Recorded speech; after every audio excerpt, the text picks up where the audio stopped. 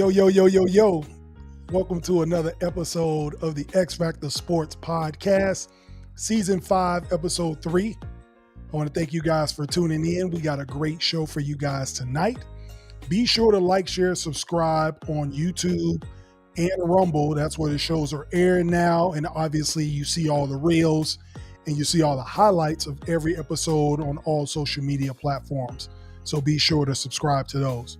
Also, you can catch the X Factor Sports Podcast anywhere audio where there is podcasts. The X Factor Sports Podcast, check us out. We got a great show for you guys tonight. We're going to get into some WNBA. We're getting into some Team USA Olympics. Coming up this Friday is the opening ceremony. And then we also got to talk about the NFL. We got to talk about the Chiefs. Can they three-peat? Will they be able to make history? And we're going to talk about the top 100 athletes. So, before we get into all that, of course, you know we got to get into them layup lines, how we always start every episode. And I'm proud to talk about the ladies first because the WNBA had a huge weekend if y'all been paying attention. All right. The WNBA, they had All-Star Weekend. Friday was the three-point contest and the skills challenge. Shout out to Alisa Gray from the Atlanta Dream. She won both events. Made a bunch of money. I love that they do this and give the ladies some cash money when they win these events. It said that she reportedly almost made as much money as her salary is, which is good and bad. It's cool that she was able to make money, but the fact that they're in the low six figures, we got to get that changed, but we'll dive more into that as well. Then we move over to Saturday. The All-Star game was great.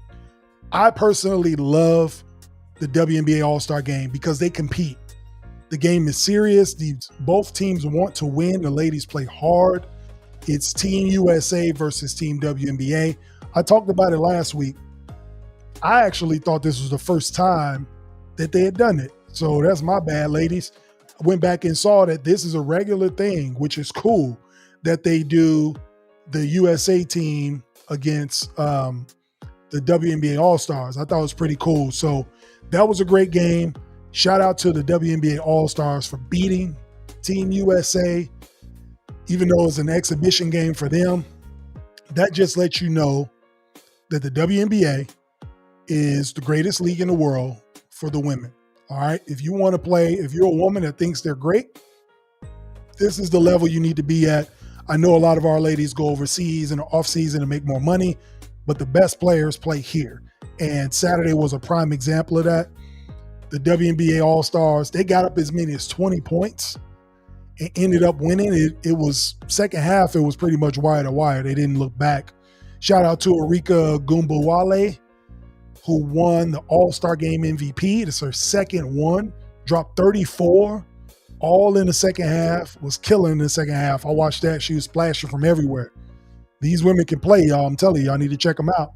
Erika from the Dallas Stars, second WNBA All-Star Game MVP. She hit 8 threes all in the second half as well. So congrats to them on a successful All-Star weekend going into break for the WNBA because the women are going over to London for the Olympic Games. So it'll be cool for these rookies, sensations that we talk about. Angel Reese, who had a double-double, by the way, in the All-Star game. She's becoming a walking double-double. I love watching her play. She probably wouldn't like me saying this, but she's a mini Asia Wilson. I'm saying it as a compliment because she's a league MVP, Olympian, a two-time champ. I'm hoping you can bring some of those vibes to the Chicago Sky. She's on the right path. And Caitlin Clark had a great All-Star weekend. You could just tell watching the game, she's trying to get assists. She had so many great players on the team. She recognized it. So shout out to her for recognizing it and just trying to drop dimes. I think she was trying to get 25 assists on Saturday, which is cool because Erika Ogunbowale took full advantage of all of it with her 8 threes. She even had like 5-6 assists herself. So shout out to them for winning that game, the WNBA All-Stars. All right. Now let's move over to Team USA. Have y'all been watching Team USA? Have y'all been paying attention to these exhibition games? All right. So they escaped again on Monday, like they did Saturday against South Sudan. They escaped 2 games in this exhibition rounds. And LeBron had to basically save them in both, right? South Sudan, much respect to them. Luau Dang, I love what they're doing over there. They've been a country for 13 years. They don't have indoor basketball in their country. They're trying to build an actual country. And for these players to represent and take pride in South Sudan and come back and play and not only make the Olympics, but actually have a great showing in these exhibition games, showing that they're for real and that they got a real program going on. It was great to see. They lost 101 to 100. LeBron hit a game-winning layup. But the USA, man, I mean, it shouldn't come to that, right? I don't know if they didn't take them serious. I don't know what it is. These guys need to figure it out. But the same thing with Germany. That game was close too. And LeBron went off, scored the last 11 points of that game on Monday to win. So we're still undefeated in exhibition play. However, there are a lot of holes in this Team USA, all right? They rely way too heavily on the 39-year-old going into season 22 in the Olympics. This is supposed to be LeBron's swan song, right? He's supposed to play sparingly, be there for leadership, get his last hurrah, play with Steph because they've never played before together. Like that type of vibe. He's out here really having to play, like exert himself and win games for us. I know it's exhibition, but all the same, it's still basketball. And the competition is only going to get better when we get to pool play in the Olympics. And LeBron having to exert all his energy to win games is worrisome to me. Let's use that word. He's not going to be who he was back in the day on the defensive end. So if y'all looking for that, y'all are crazy. Like he's in year 22, essentially. He's going into year 22. He's not going to give you the same effort. Like I said, it's supposed to be his swan song. And Team USA is depending on him like this Cleveland LeBron. Chase down, block LeBron. You're not going to get all defensive first team LeBron James. It just ain't going to happen. Physically, he can't do it. He has to do it in spots. All right? If y'all watch the NBA, you notice some games he has to turn it on defensively to win. He does what he needs to do to win in the fourth quarter, but he has to pick his spots on when to exert the energy, man. He's older. He's the oldest player probably in the Olympics. Probably in basketball for sure. So that the way I look at it is defensively, we need to figure it out. We gave up 100 points to South Sudan. We need to figure out rebounding, defensive assignments, rotation, and taking care of the damn basketball. If they can do those 3 things, defense, rebound, and take care of the ball, we'll blow everybody out. Because what I am noticing in these exhibition games is, as far as the second unit or the bench goes, no other country stands a chance, right? Everybody else's best players, like NBA type players, caliber players for other countries, are the starters. And Canada is the only other team that has more than 3 or 4 starting NBA players on their team. When you get to the bench, we have all NBA guys on our bench. So that's where I'm seeing the biggest difference is when our bench comes in, nobody can really mess with it. Like it's guys that play over in Europe, but our bench is Anthony Edwards, Anthony Davis, Devin Booker. You get what I mean? Like it's Tyrese Halliburton. Like these are all-star Bam. Like these are all-star, all-NBA caliber defensive player of the year candidates that are on our bench. And no other country has that. So on the positive side, the depth is there, but it's the attention to detail, the rebounding, the defensive assignments and rotations, and taking care of the ball that they need to bring together. And that is normal when you haven't played together. The offense will go through who it needs to go through. Like when it's winning time, they know who they need to have in the game to win games offensively. LeBron has just used his strength and like physical strength, but also his strengths in basketball, what he does well, attacking the rim, getting to his spots. He understands how to do that when it's winning time. However, you can't ask for him to do that every night. Like, it wouldn't be fair to him to have to do that, right? He's not on this team to do that. He was on the 2012 team to do that, on the 2008 team to do that, right? He's not that guy anymore. But in spots, he can win you games, as you can see. Also, staying on LeBron, congrats to him, man. Listen, he's one of the greatest players ever. This is a huge honor. He's going to be the flag bearer for USA on the opening ceremony on Friday night. I think it's an incredible honor. I think he deserves it for what he's done in sports, for what he's done for basketball, for what he's done for athletics, period. It's only right. I mean, this is going to be his last Olympics. And what more recognizable person in sport to bear the flag than LeBron? So it makes sense. So congrats to him on doing that. I mean, it just makes sense for him to be the one, right? So we're going to stay on USA, or we're going to stay on Olympic basketball, but we're going to segue over to the WNBA, to the women's side, right? On the women's side, the women have a lot of things going on right now with them in terms of popularity with the rookies, the great all-star game. We got the Olympics coming up. There's a lot of momentum that's happening with the WNBA. So my question is very simple, is can the WNBA keep this momentum up? Can they keep it going, right? They have a lot going on with all of the aspects of basketball. I'm happy to see it. But here's the thing. With all the momentum they have, can they keep it up? They just got a deal going for $2 billion with a TV contract. So congratulations to them. I think it's 11 years, $2 billion. We got 2 expansion teams coming in the next 2 years. Golden State Valkyrie, and then Toronto has a team coming the year after that. They're looking to expand the season to 44 games. Like, a lot of positive things are happening. The Caitlin Clark effect, the Angel Reese effect.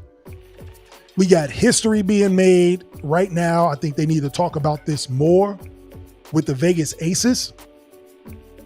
That needs to be talked about a lot more, because the last time a team three-peated was who knows when, maybe the Comets back in its inception, the first 4 years when they did it. Like, that doesn't get enough talk. You know what I mean? I think that needs to be talked about a lot more. So now that they're going on break, the WNBA, that is, because of the Olympics, they call it an Olympic break. Can they keep this momentum up? And if they can, how? How do they keep it up? I think the way you keep this up is you have to get the history of the WNBA back. I want to see more Cynthia Cooper at games. I want to see Cynthia Cooper talked about more. Tina Thompson. I see Cheryl Swoops at some games. Maya Moore. Like, let's bring back the legends of the WNBA. I see Lisa Leslie at the Big Three more than I see her in the WNBA, right? People are going to start identifying Lisa Leslie as a Big Three coach and not a WNBA great.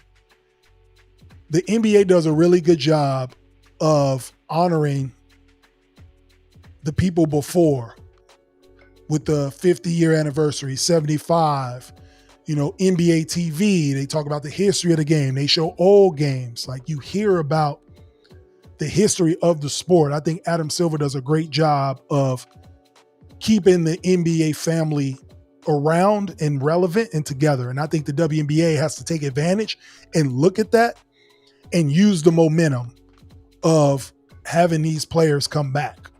It was a great job they had with Cheryl Miller coaching the look. But they should do some things like that. Team Cynthia Cooper versus Team Leslie. You know what I mean? Like, just getting these greats involved. Talking about the Sacramento Monarchs back in the day. People don't even probably remember the Sacramento Monarchs. Like, that type of stuff needs to stay in the history of the WNBA. And then I feel like that's how they will keep the momentum going, right? Bridging the gap between this younger generation and the ones that started it. This league has only been around for 27 years. So let's bring those people back and, celebrate them. That's what I think they should do, for sure. But it'll be great to see everybody's getting a break. The ones that didn't go over to Paris, get a break, come back refreshed, make a playoff push. I think this is great for Caitlin Clark. I think this is great for Angel Reese, for Cardozo, all the other rookies, Becca Mule, everybody that just came from college, made it to a Final Four national championship and went straight into the WNBA draft and start playing. I think this is great for them. They finally get a break, rest their bodies, go home for a little bit, relax. I think Angel Reese was over in London already. She chilling, like, take some time off and get ready for a playoff push. So I'm excited to see what happens with the WNBA and where it's going. It looks like it's going in the right direction with more games, more money, and more teams. So shout out to the WNBA for that. All right. So we're going to switch gears, all right? We talked a lot about some basketball. We're going to get into some NFL talk, right? This is the X Factor Sports Podcast, Season 5, Episode 3. So be sure to like, share, subscribe, and follow.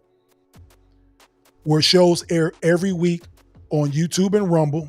So make sure you're watching all the time so you can get the real talk, all right? But we're going to segue into the NFL. The Kansas City Chiefs, man. We are like 40 days away from the season started. I'm excited as hell. The Bears have the Hall of Fame game August 1st. So I get to see my team play first for anybody else's team. So I'm excited for that. But this season, history can be made. I mean, history none of us has ever seen, right? A three-peat in the NFL. I asked this question last year, can the Chiefs win the Super Bowl? And obviously those questions were answered. Can these dudes really three-peat though? Like, do y'all really think they can three-peat? Let me know what y'all think. Let me know, please. Do y'all really think they can three-peat though? It's easy to take the feel when it comes to the Chiefs versus everybody else, like winning the Super Bowl, whatever. It's easy to take the feel, right? Because there's 31 other teams. But they just seem to be getting better. Like, when we talk about history, we're talking about history that we've never seen done before in the NFL. And with the Chiefs trying for a three-peat, I love it because they're very intentional about it too. They're not sugarcoating it. They're not being biased or not being modest. Sorry. They're very intentional. We are here to etch our name in history and do something nobody else has ever done. And what does that mean? Like, what does it really mean for a team to three-peat in the NFL? The conversations are different. Is Andy Reid the greatest coach ever? That's a real question. Is Patrick Mahomes the greatest quarterback ever? If he wins a Super Bowl MVP, if he three-peats and wins 4 Super Bowl MVPs before age 30, hell, before the age of 29, this is a real conversation. Is he on the Mount Rushmore? I just did the Mount Rushmore quarterbacks last week. Are we going to have to, like, chisel a face off the mountain and add his? If they three-peat, these are real discussions. Travis Kelce, is he the greatest tight end ever? He's already knocking on the door as one of the greatest ever. He's on the Mount Rushmore currently. He puts some more numbers together. If he three-peats and gets 4 rings, is he the greatest tight end ever? I know my Chiefs fans already think he is, but it's a real conversation. Legacies are being made. Chris Jones, is he one of the greatest DNs ever? You know what I'm saying? Like, these are things that will have to be talked about. But I love that it's a conversation. because the NFL is all about narrative. I tell people this all the time. The NFL is the greatest TV show in the world, right? I'm a basketball guy. I love basketball, grew up playing it, all that. Played at the highest level, and not the NBA, but minor league basketball, professional. But what I'm saying is this. I love playing basketball. I love watching it. But as far as a television product, the NFL is the best sports product there is to watch on TV. Now, live, I'll watch the NBA over anything, but the NFL, and the reason why it's such a great TV show is because it's narrative based. You want to see the ending. They turned it into a show. Like last year, the NFL, that's why you got all these Hard Knocks and all these other shows that are separate with all these teams and all of these narratives, right? Last year, they had the Jets on Hard Knocks because Aaron Rodgers came to New York. That was the story the NFL was getting on for the year. 4 plays into their year, that story was ruined until Taylor Swift came along and saved the NFL story, right? Getting with Travis Kelce, making it public. She's at all the games. It's a spectacle. ESPN's doing these documentaries, fathers and daughters getting together. They're getting a whole new demographic of fan base. It was great for the NFL. And then the Chiefs win the Super Bowl, right? So storybook ending. That's what a reality show is supposed to be like, right? That's what the NFL does. Great. Better than any other sport, I would say. So to have this three-peat kind of cooking up, right? It's a great story for the NFL, great narrative. So they're going to ride it till the wheels fall off. As long as the Chiefs are great, they're going to always be in position to win. They're always going to be on TV. I wouldn't be surprised. What we have, 18-game season? No, 17-game season now. I wouldn't be surprised if 14 of their games are nationally televised. They're trying to sell you on the idea of greatness.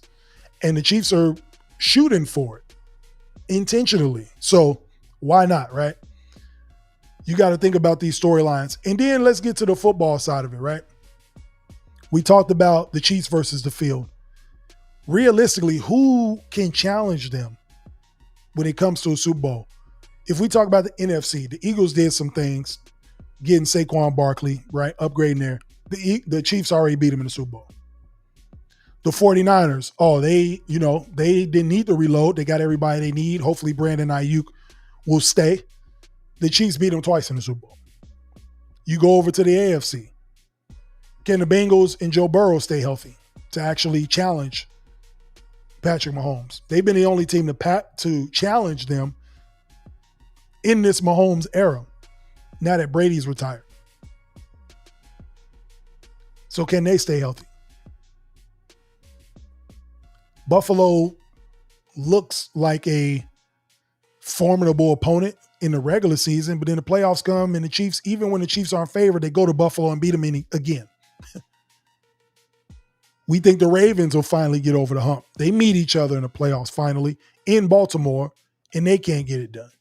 Now they got Derrick Henry, maybe it's a different story. But I say all that to say this. The Dolphins can't play if it's cold, so we'll move them out of the way. I'm just thinking of contenders in the AFC. I don't really see any contenders for them. This was supposed to be their down year, and they won. On the road, beat everybody. So I say all that to say it's why it may be easy to take the field. I just gave you a myriad of reasons why the Chiefs might be, and they are, the favorite to three-peat, which is crazy. I seen the Cowboys go back-to-back in the 90s and hear three-peat talk. I was very young, but I remember it.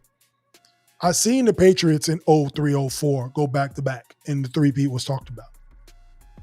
We've seen these things happen.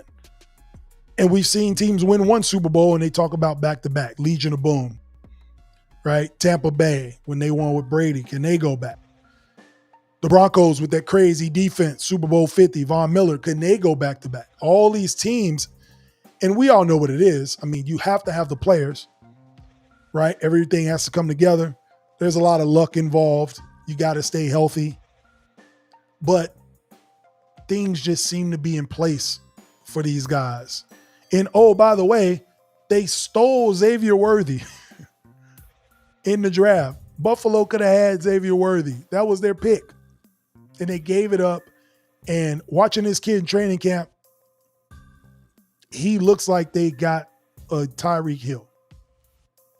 I'm not going to give him that yet because you still got to play, but the plays they ran for Tyreek Hill, they can run for him, and he looks comfortable. I'll say that. So y'all let me know what y'all think, man. Can the Chiefs really do this? Can they three-peat? Is it possible? I believe it's possible, but I need y'all to let me know if y'all think it's possible. And if not, who the hell is standing in their way? Themselves? Because all these teams that's supposed to be as good or challenge them during this dynastic run, they've beaten them all. Even when they weren't supposed to. So it's hard for me to go against what my eyes are telling me. Right? So you guys let me know what you think, man. I appreciate y'all tuning in to X Factor Sports Podcast. Like I said, on all audio platforms, you can catch us. You can also catch us every week on YouTube and Rumble. All right. So let's shift gears to this. ESPN put out their 100 athletes of the 21st century. And I'm okay with the list. I mean, it would take me forever to figure out a list of athletes, of all the athletes, not just basketball, football, baseball. We talking about soccer, we talking about track, tennis, everything, right? We're talking about all of the athletes. So it was cool to see them put that together. I'm okay with the list. They have Michael Phelps at number 1. You can't say he didn't earn it, right? I mean, I believe when you do a list like this, when you talk about the greatest athletes, it's hard to put an athlete that plays a team sport at number 1. Why do you say that, Jay? Because a lot of things come together in a team sport for that individual to succeed. Whereas in an individual sport, you have to be dominant all the time. So I understand why Michael Phelps was number 1. I mean, when it comes to gold medals, his face should be on him for crying out loud. Like, he is the guy. However, personally, I would have put Serena at 1. Serena Williams is the greatest athlete of this century, in my opinion. She's the greatest tennis player, period. Women's tennis player, not even a question. But athlete, this gets back to my argument as of an individual athlete. She plays a single sport by herself where it's her against her opponent. And may the best person win. And she wins majority of the time. She has over 20 majors. She has gold medals as well. She's been to the Olympics and has gold medals. She's won them in singles and doubles. And she really started at the beginning of the century and got it cracking, like all the way to like 2020. So this ain't a shot at Phelps. I mean, Serena's older, but Phelps really blew up in 2008. I was just talking to Miss D about this back in 2008. I remember him going crazy, winning all these gold medals. I think he won 8 gold medals or something like that in 2008, which is probably won't ever be done again. Simone Biles is on this list also. I think Simone Biles is at 6. Bron was at 4. Kobe was at 10. Messi was at 3, I think. It was Michael Phelps. I'll just try to give y'all the order. I think I remember some of it. Michael Phelps was 1. Serena was 2. Messi 3. LeBron 4. Tiger 5. I want to say Simone Biles was 6. I think Kobe was 10. Steph was even in there at like 14. So like there's NBA players in there, like Ronaldo, I think made the top 10. He may have been 8 or something like that. So you get what I'm saying? Like individual athletes are 1 and 2. And for me, Serena gets my vote just because of how often she played, whereas Michael Phelps only gave it to you every 4 years. Right? I saw Serena win all the time, every year. Tiger could have been there, but after 2009, there was a kind of a drop off because of the personal reasons. But his dominance in that first decade of this century, They said back then, even statistically, if he never win again, he'd be the winningest or most dominant golfer ever. That's how often he won at golf, right? That's why he made top 5. But Serena, she did it. She won her last major. I think she said it at the ESPYs or something like that. She was pregnant when she won the major. Like, really? If that ain't the best athlete of this century, obviously y'all think it's Phelps, but she gets my vote. She won a damn major at the highest level of her sport with the best tennis players in the world, not just in America. Every time she plays a major, it's like an Olympics because she's playing against the best in the world. I get it. Phelps did what he did, and I'm not tripping on the list that much, but personally, my vote is for Serena Williams because every Wimbledon, US Open, Aussie Open, French Open, those were Olympics to her because she was playing against the world and she was ranked number 1 in the world for a long time. So when you ask me who's the best athlete, I have to go with an individual who did it year round against the world in their sport and was at the top of it. So Serena gets my vote for that reason, right? Again, y'all let me know what y'all think. Top 100 athletes came out of this century. We're not even a quarter of the century out, but still, as of right now, they have Michael Phelps at 1, Serena at 2. I'm putting Serena at 1 because of what she did, what she overcame, and to win a major being pregnant is, tip of the cap. Like, that's crazy. So she gets my vote for sure. And with the gold medals on top of it, like Phelps, like she did it. She did it all. So shout to her, man. All right. Before we get out of here, though, y'all already know what time it is, man. We do that 2-minute warning before we get y'all out of here. X Factor Sports Podcast, Season 5, Episode 3. And what we got for the 2-minute warning, man, is like this. All right. Separating yourself from distractions. Okay. If you don't separate yourself from distractions, your distractions will separate you from your goals. Seems pretty simple, right? But think about it.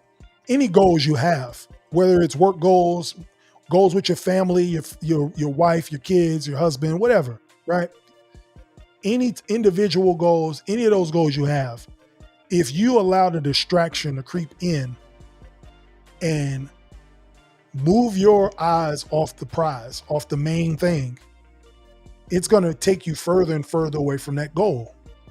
So if you don't separate yourself from that distraction, the distraction will take you away from the goals you try to seek. All right. I always tell people this all the time. If there are goals that you have, even if they're small goals, write down the pros and cons, write down the pitfalls, the potential distractions you may have trying to attain this goal and recognize them. I'm the type of person, I like to think ahead. I like to move. I like to have forward thinking. So even when I'm doing shows, even when I'm doing episodes, we're on episode 51, by the way, appreciate y'all. But even when I'm doing shows, I week to week look at the potential pitfalls. What do I need to prepare myself for? What distractions can come up while I'm preparing to do this thing? And I try to get out in front of them. Sometimes you can't control distractions. Things happen, emergencies, life, whatever.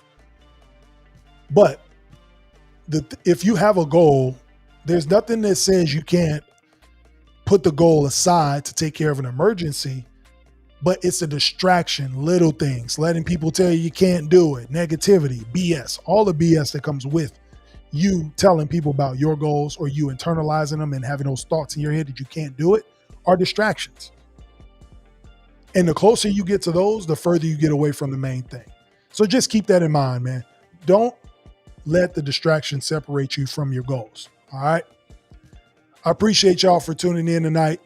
This is Jay Mondane of the X Factor Sports Podcast. I'm glad y'all can tune in for this great show. Be sure to like, share, and subscribe on YouTube and Rumble, and then check me out on any audio platform that does podcasts.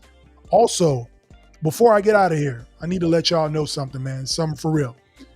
If you like the gear, if you like the hat, the shirt, any of the X Factor Sport gear, the QR code is right there on the screen for y'all. Okay. It'll take you to the X Factor Sports store. It is open now. It's got shirts and hats on there. Be sure to check me out. We're trying to make something happen here. I appreciate everybody that's already purchased shirts and hats. And we got more to come for y'all as we build this thing. This is the X Factor Sports Podcast. Also, if you want some content, explicit content, you got to subscribe on YouTube to the X Factor Shorts. It's only $1.99. But the X Factor Shorts, I get on there once or twice a week, give my take on things that are happening in real time on sports, give y'all my opinion. For the kiddos, make sure you're listening with an adult if you do pay attention, because it's got explicit content, but it's real raw takes on the things that are happening. So be sure to check us out.